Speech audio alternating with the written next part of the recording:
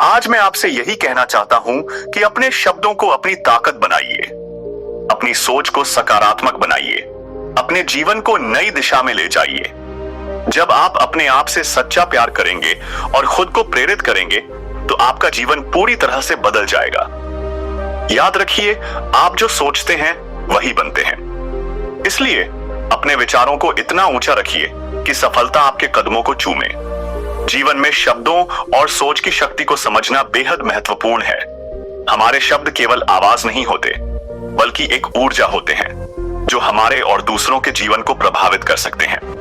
यह शक्ति इतनी गहरी है कि अगर सही तरीके से उपयोग की जाए तो यह असंभव को संभव बना सकती है। अक्सर हम अपने आप से ऐसी बातें कहते हैं जो हमें कमजोर बना देती हैं, जैसे मैं यह नहीं कर सकता, मेरे पास पर्याप्त समय नहीं है, मैं सक्षम नहीं हूं। क्या आपने कभी सोचा है कि ये शब्द आपकी सोच और आपके कार्यों को कितना प्रभावित करते हैं? अगर आप खुद को बार बार यह बताएंगे कि आप असफल हैं, तो आपके अंदर की ऊर्जा वैसी ही हो जाएगी। लेकिन अगर आप खुद को यह विश्वास दिलाएं कि मैं सक्षम हूं, मुझे अपने लक्ष्य तक पहुंचने से कोई नहीं रोक सकता, मैं हर परिस्थिति का सामना करने के लिए तैयार हूं, तो आपकी सोच बदलने लगेगी। और याद रखिए, जब सोच बदलती है तो जीवन भी बदल जाता है। दोस्तों, गौतम बुद्ध की शिक्षा हर किसी के जीवन को नई दिशा दे सकती है। अगर आप भी इसे मानते हैं तो कमेंट में नमो बुद्धाय लिखना ना भूले। इस कहानी को अंत तक जरूर देखें, क्योंकि ये कहानी आपकी जिंदगी बदलने वाली है। कहानी की शुरुआत करते हैं। दोस्तों, एक नगर में एक महान बौद्ध भिक्षु रहा करते थे।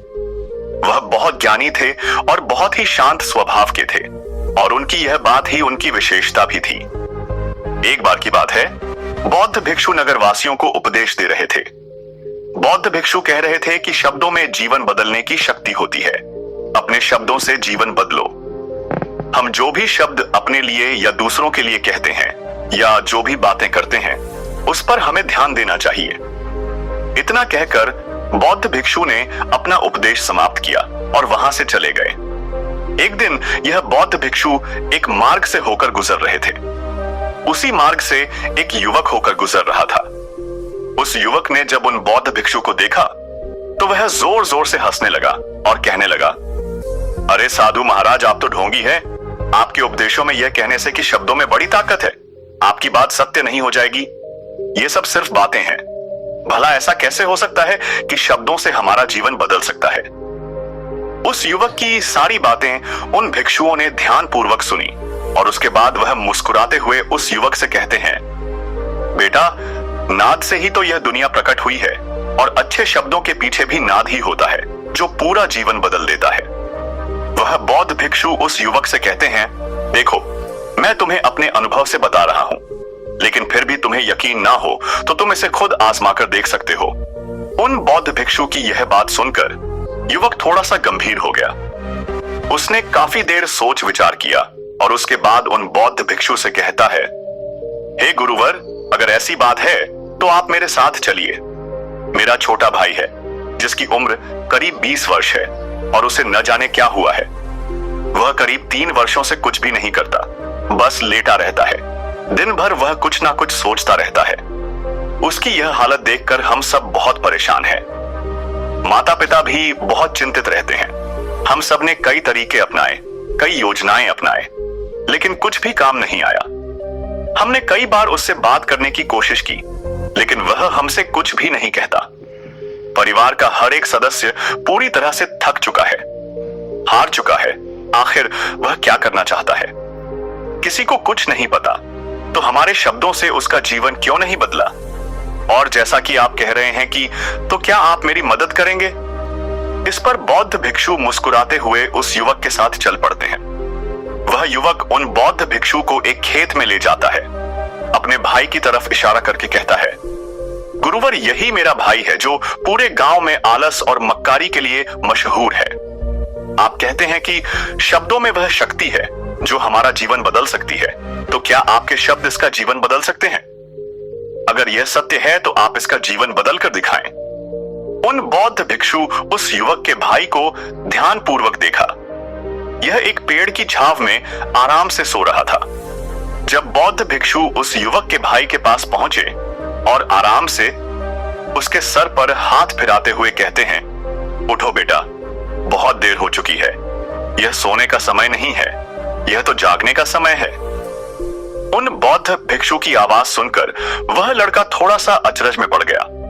आखिर कौन है जो मुझे इतने प्यार से जगा रहा है, वरना सभी गांव वाले तो मुझे आलसी और मक्कार ही कहते हैं।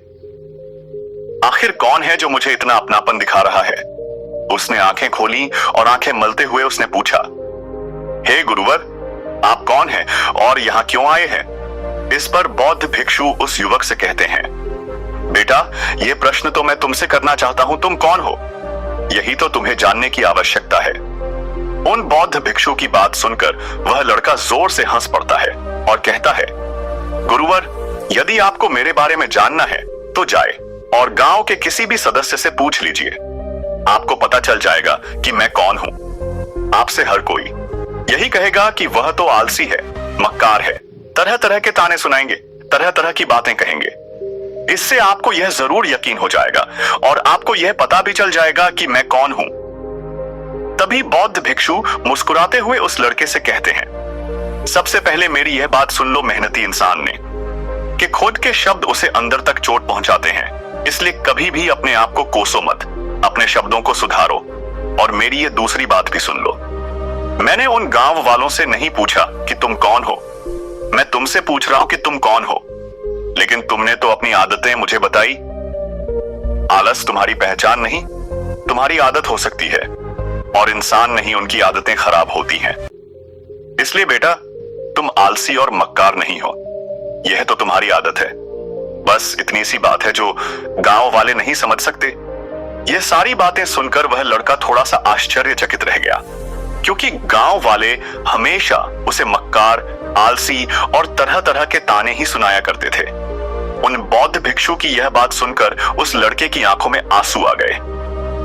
वह तुरंत ही दोनों हाथ जोड़कर उन बौद्ध भिक्षु के चरणों में गिर पड़ा और उनसे कहने लगा, आप सत्य कहते हैं, यह मेरी आदत ही है और मैं इस आदत से पैसा से बहुत परेशान हूं। मैंने बहुत कोशिशें भी की, लाख उपाय की, लेकिन मैं अपनी इस आदत से छुटकारा ना पा सका। इन आदतों से बाहर आना बहुत कठिन है। मैंने कई बार आलस छोड़ने का प्रयास तक किया, पूरी कोशिश भी की, लेकिन कोई लाभ नहीं हुआ। मैं जब भी कोई कार्य करने की कोशिश करता हूं तो पता नहीं क्यों मेरा मन कहीं और भागने लगता है, मेरा दिमाग किसी और दिशा में काम करने लगता है और मैं उस काम पर ध्यान ही नहीं दे पाता। मैं क्या करूं, कैसे करूं, मुझे कुछ भी समझ नहीं आता। जब भी मैं किताबें पढ़ने की कोशिश करता हूं तो मुझे नींद आने लगती है। मन में एक अजीब सा दर्द महसूस होता है, ऐसा लगता है कि मेरा जीवन यूं ही व्यर्थ जा रहा है। और जब मैं इस दर्द को बर्दाश्त नहीं कर पाता तो मैं सो जाता हूं, ताकि जब मैं उठूं तो मुझे दर्द ना महसूस हो। और अब तो मुझे यह भी यकीन हो चुका है कि मैं इन आदतों से नहीं निकल सकता, ये आदतें मुझे नहीं छोड़ने वाली। इस पर बौद्ध भिक्षु उस लड़के से कहते हैं, बेटा, यदि तुम इस आलस की आदत को छोड़ना चाहते हो तो मैं तुम्हें एक सही उपाय बता सकता हूं, लेकिन उसके लिए तुम्हें कल सुबह मुझे मिलना होगा, तभी वह तरीका मैं तुम्हें बताऊंगा। यदि तुम उस तरीके को सीखना चाहते हो तो कल सुबह मेरे पास चले आना। इतना कहकर बौद्ध भिक्षु वहां से चले गए, लेकिन उन बौद्ध भिक्षु की सारी बातें उस लड़के के कानों में गूंज रही थी। वह यह समझ नहीं पा रहा था कि आखिर वह बौद्ध भिक्षु उसे कौन सा मार्ग दिखाने वाले हैं। वह ऐसा कौन सा उपाय बता देंगे जिससे उसके जीवन से आलस्य हमेशा हमेशा के लिए खत्म हो जाएगा। देखते ही देखते रात हो गई।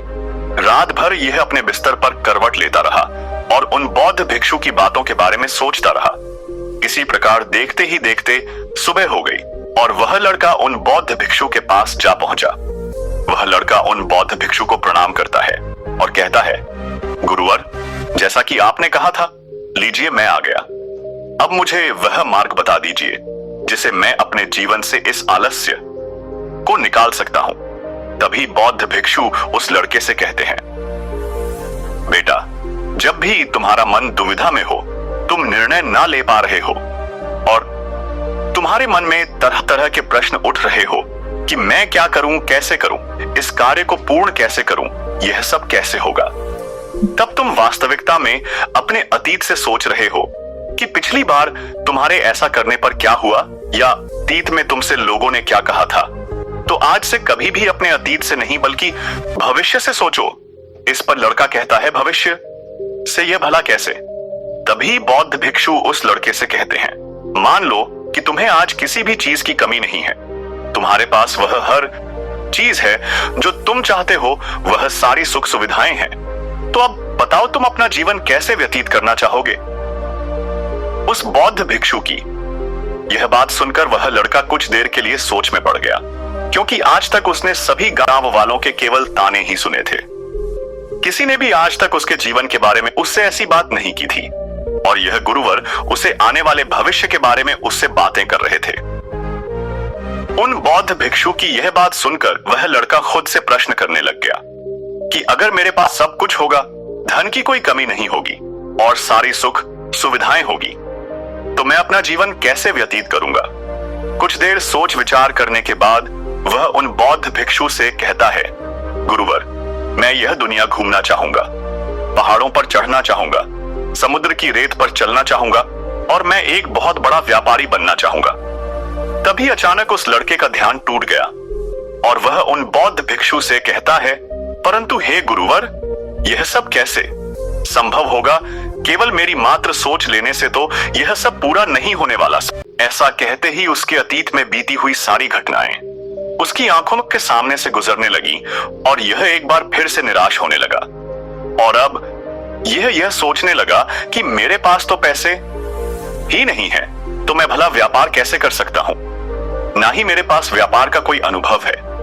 ऐसी स्थिति में मैं भला यहां से कैसे निकल सकता हूं। उस लड़के के इस प्रश्न का जवाब देते हुए वह बौद्ध भिक्षु उस लड़के से कहते हैं, बेटे, हर रात में सोने से पहले तुम हर दिन अपना लक्ष्य एक कागज पर लिखो और सुबह उठकर सबसे पहले उस लक्ष्य को देखो और सोचो कि उस लक्ष्य को पाने के लिए तुम आज क्या कर सकते हो, और जो भी तुमने उस कागज पर लिखा होगा उस कार्य को उसी दिन पूरा करने की हर मुमकिन कोशिश करो। इस पर वह लड़का कहता है, ठीक है, आप सच कह रहे हैं, लेकिन जब मैं बहुत सोचने लगता हूं तो मेरा मन बेचैन होने लगता है और मन में तरह तरह के विचार उठने लगते हैं, और इन विचारों को शांत करने के लिए मैं सो जाता हूं ताकि वह विचार मुझे परेशान न करे।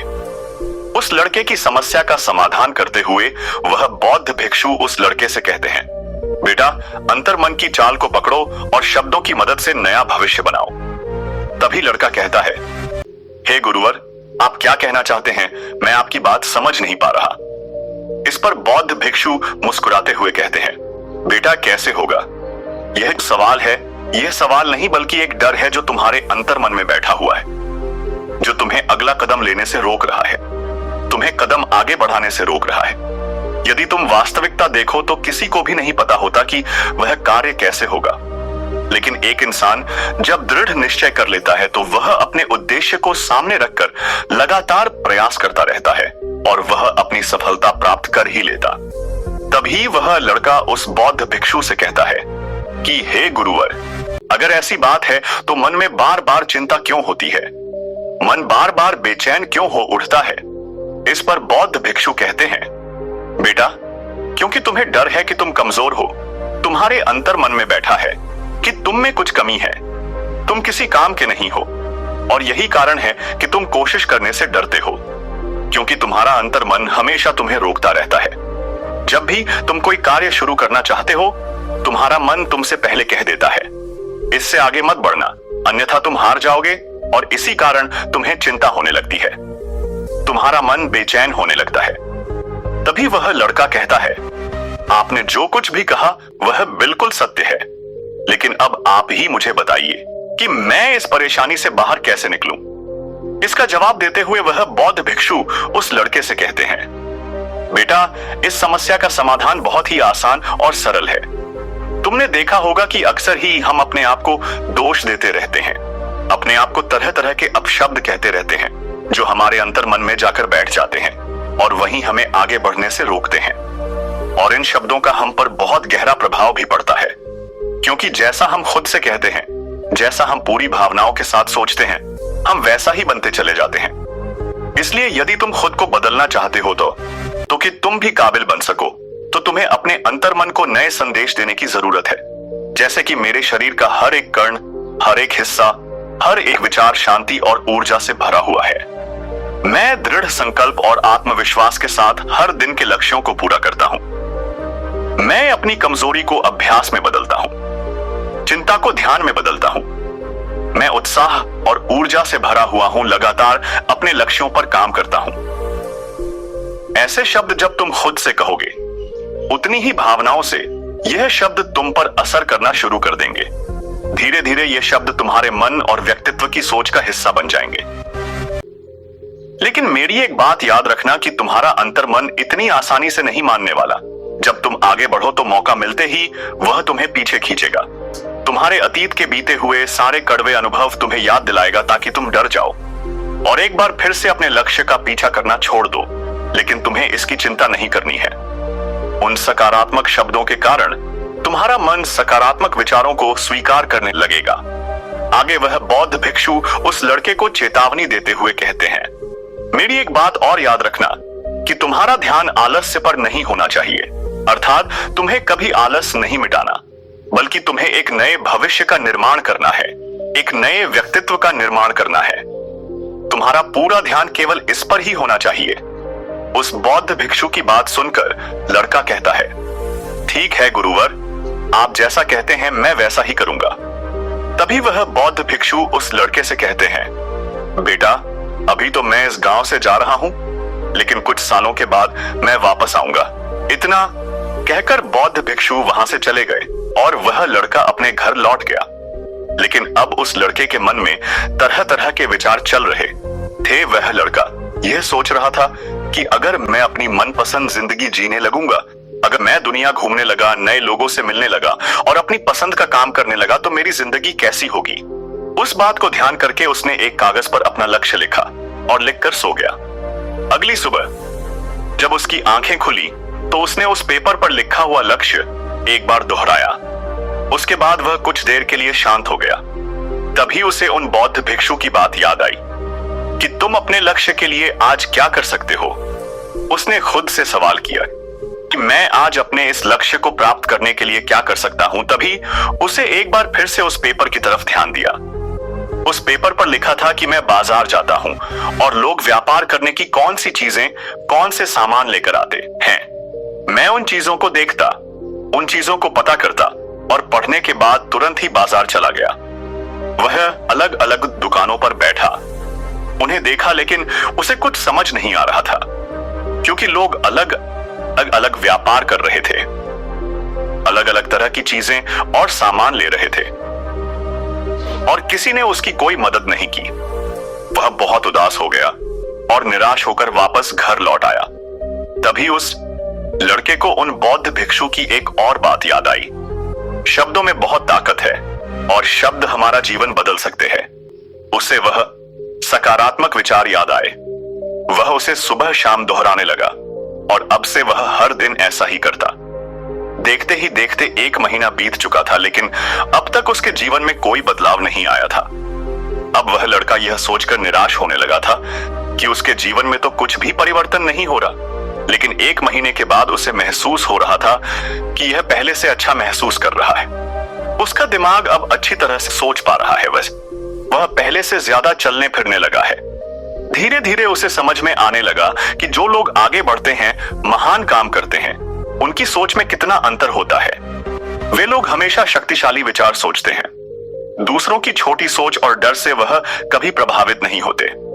जब भी उनके सामने कोई मुश्किल आ पड़ती तो वह घबराते नहीं, बल्कि उस समस्या का समाधान निकालते हैं। इस समस्या के समाधान पर ध्यान केंद्रित करते हैं और न ही वह कभी किसी का इंतजार करते हैं। वह केवल खुद पर विश्वास करते हैं और तुरंत ही कदम आगे बढ़ाते हैं। जब उस लड़के को यह सारी बातें समझ में आने लगी तो उसने भी धीरे धीरे अपने कदम आगे बढ़ाने शुरू किए। उसने बिल्कुल वैसा ही व्यवहार करना शुरू किया। अब से वह कभी खाली नहीं बैठता था। जब भी उसका मन करता वह बाजार जाता और के बारे में जानता, समझता कि यह किस प्रकार व्यापार कर रहे, कौन से चीजें खरीद रहे हैं और किन चीजों पर उन्हें लाभ हो रहा है। और जब उसका मन करता तो अपने पिता की मदद भी करता था। वह अपने पिता के साथ मंडी में जाता, वहां पर जाकर मोल भाव करता, हमेशा कुछ न कुछ सीखने में ही जुटा रहता है। तभी एक दिन गांव में एक मसाले का व्यापारी आया। उसे कुछ पढ़े लिखे नौजवान की जरूरत थी जो माल की गिनती कर सके और हिसाब रखने का काम कर सके। यह लड़का अपने लक्ष्य को जानता था कि उसे क्या पाना है। उसे समझ में आ गया था कि इस काम से उसे बहुत कुछ सीखने को मिलेगा। बेहिचक उस सेठ के पास पहुंच गया। यह जानता था कि उसे उस काम के बहुत कम पैसे मिलेंगे, लेकिन फिर भी यह उस काम को करने के लिए तैयार था। अब उस लड़के की सोच पूरी तरह से बदल चुकी थी और वह उस व्यापार में बहुत मदद करता है। इसलिए उस मसाले के व्यापारी ने उस लड़के को अपना सहायक बना लिया। उस व्यापारी ने देखा कि इस लड़के की दिनचर्या सबसे अलग है। ये हर दिन पढ़ता है, लिखता है, सुबह उठकर ध्यान करता है, नई चीजें सीखता है। परेशानी आई तो भी विचलित नहीं होता है। वे सबसे सम्मान से बात करता है, सबका आदर करता है। देखते ही देखते 1 साल बीत चुके थे और अब तो व्यापारी उस नौजवान से बहुत खुश था। उसने धीरे धीरे उस नौजवान को व्यापार के सारे गुण सिखा दिए और देखते ही देखते वह लड़का अब एक छोटा सा व्यापारी बन चुका था। और जब उस लड़के के अंदर व्यापार की समझ आ गई तो उसने जड़ी बूटियों का व्यापार शुरू कर दिया और देखते ही देखते केवल कुछ ही वर्षों में उस नगर का सबसे बड़ा व्यापारी बन गया। लोग उसे सबसे बड़े व्यापारी के नाम से जानने लगे। उसका नाम दूर दूर तक फैलने लगा। करीब 5 वर्षों बाद जब वह वापस अपने घर लौटा तो लोग बहुत हैरान थे। उसे देखकर लोग बहुत अचंभित थे। उसके सारे जानने वालों ने उस लड़के से पूछा, तुम इतना कैसे बदल गए? तब उसने कहा, उन गुरु ने सच कहा था, शब्दों से हम जीवन बदल सकते हैं। दोस्तों, इस कहानी से हमें यह सीखने को मिलता है कि हमारे शब्दों और विचारों में अद्भुत शक्ति होती है। नकारात्मक सोच और शब्द हमें कमजोर बनाते हैं, जबकि सकारात्मक सोच और आत्मविश्वास हमारे जीवन को सफलता और शांति की ओर ले जाते हैं। इसलिए हमेशा सोच समझकर शब्दों का चयन करें और अपने विचारों को सकारात्मक रखें। दोस्तों, उम्मीद है कि आपने आज की इस वीडियो से जरूर कुछ न कुछ सीखा होगा। तो इस वीडियो को लाइक और अपने दोस्तों के साथ शेयर करना न भूलें। हमें ऐसे ही सपोर्ट करने के लिए चैनल को सब्सक्राइब करें और घंटी बटन को जरूर दबा दें। तो चलिए मिलते हैं एक और वीडियो में। तब तक के लिए अपना ख्याल रखें। धन्यवाद।